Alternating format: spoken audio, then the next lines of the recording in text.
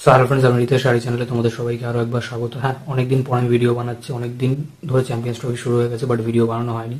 তো আজকের ভিডিওতে আমরা কথা বলবো ইন্ডিয়া ভার্সেস বাংলাদেশ ম্যাচটা নিয়ে। তো ইন্ডিয়া ভার্সেস বাংলাদেশ ম্যাচটা কিন্তু শেষ হয়ে গেছে এবং ইন্ডিয়া কিন্তু খুব ভালোভাবেই বাংলাদেশকে এই ম্যাচটাতে হারিয়ে দিয়েছে। তো এই ম্যাচ থেকে বাংলাদেশের কী কী শিক্ষণীয় বিষয় রয়েছে বা ইন্ডিয়ার কী কী শিক্ষণীয় বিষয় রয়েছে, সেই বিষয়গুলো নিয়ে আস্তে আস্তে আমরা এই ভিডিওতে আলোচনা করবো। তো চলো ভিডিও শুরু করা যায়।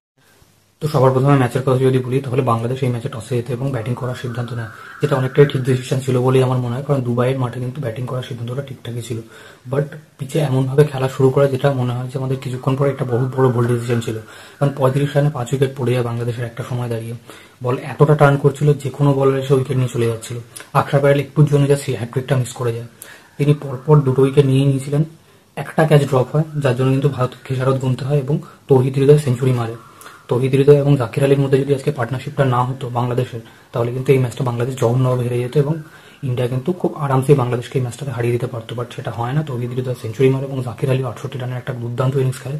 জাকির আলীর ইনিংসটা আমার খুব বেশি প্রশংসনীয় বলে মনে হয়, কারণ সে 114টা বল খেলে 68 রান করে সেই ধৈর্যটা সে দেখিয়েছে, যেটা কিন্তু আজকের দিনে কোনো ওয়ানডে ক্রিকেটারের মধ্যে দেখা যায় না। মানে অনেক প্লেয়ারদেরই দেখেছি যারা কিন্তু তাড়াতাড়ি রান করার চক্করে আউট হয়ে যায় এবং খুব তাড়াতাড়ি 150-200-র মধ্যে আউট হয়ে যায়। বাংলাদেশের অনেক ক্রিকেটারই রয়েছে এরকম। যদি আমি বাংলাদেশের টপ অর্ডারের কথা বলি, যেই কারণে লিটন দাসকে বাদ দেওয়া হয়েছে, লিটন দাসের ফর্ম খারাপ যাচ্ছে বলে, সৌম্য সরকার কি তার জায়গাটা পূরণ করতে পারলো? একেবারেই না, একেবারেই না। হ্যাঁ, এটা হয়তো প্রথম ম্যাচ দেখে বিচার করাটা ঠিক নয়, বাট সৌম্য সরকার মাত্র 2 বলের মধ্যে আউট হয়ে যায়। এত জঘন্য ক্রিকেট খেলে সৌম্য সরকার। তারপর নাজমুল হাসান শান্ত নামে, সেও তাড়াতাড়ি আউট হয়ে যায়। হর্ষিত রানার মতো বোলার এসে তাদের উইকেট নিয়ে চলে যাচ্ছেন। মোহাম্মদ শামি 5টা উইকেট নেয়, হর্ষিত রানা 3টে উইকেট নেয়। জাকির হাসান আর আমাদের তানজিদ হাসান মোটামুটিভাবে আমাদের 25 বলে 25 রানের একটা ইনিংস খেলে, বাট কোনোভাবে সে স্টার্টটা পেয়ে গেলেও কিন্তু তার একটা যে সেই স্টার্টটাকে এগিয়ে নিয়ে যাওয়ার চিন্তা, সেটা আমরা দেখতে পাই না এবং তারও আউট হয়ে যায়। খুব খারাপ ক্রিকেট আমি দেখতে পাই বাংলাদেশের টপ অর্ডারের থেকে।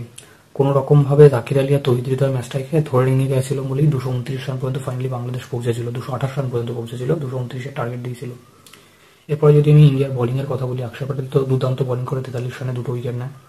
হর্ষিত রানা 7 ওভারে 4 বলে বল করে মোটামুটিভাবে লাস্ট উইকেটটাও হর্ষিত রানা নেয় এবং 3টে গুরুত্বপূর্ণ উইকেট নেয়। আর মোহাম্মদ শামি তো মিস্টার আইসিসি বলাই যেতে পারে মোহাম্মদ শামিকে। যে কোনো আইসিসি টুর্নামেন্টের জন্য তিনি পুরোপুরিভাবে ফিট হয়ে আসেন এবং দুর্দান্ত পারফরমেন্স দেন। আবার এই আইসিসি টুর্নামেন্টেও মনে হয় মোহাম্মদ শামি লিডিং উইকেট টেকার হবে, কারণ লিডিং উইকেট টেকারের জন্য কিন্তু তিনি অলরেডি ফার্স্ট ম্যাচে 5টা উইকেট নিয়ে নিয়েছেন এবং আমার মনে হয় যে তিনি আরও আগামী ম্যাচগুলোতেও খুব ভালো পারফরমেন্স দেবেন এবং ইন্ডিয়া ফাইনাল পর্যন্ত তো যাবেই। তো লিডিং উইকেট টেকার আমি এখন থেকেই বলছি মোহাম্মদ শামি হবে।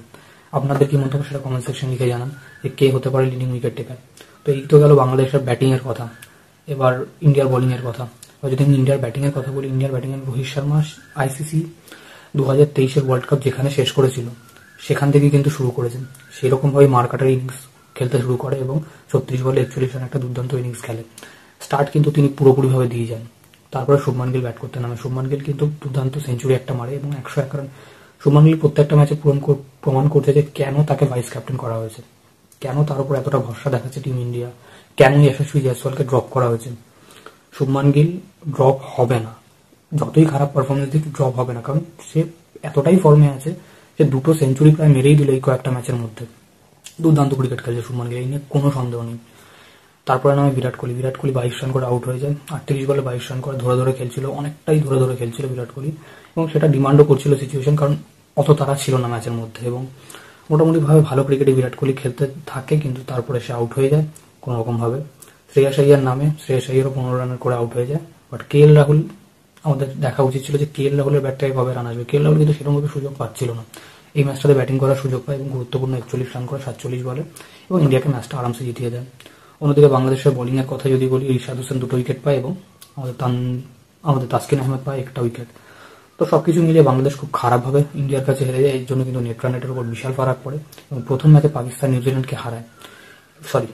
পাকিস্তানকে হারায়। তো নিউজিল্যান্ড পাকিস্তানকে হারানোর কারণে কিন্তু পাকিস্তানের নেট রান রেটটাও খুব খারাপ হয়েছে, বাংলাদেশের নেট রান রেটও খারাপ রয়েছে।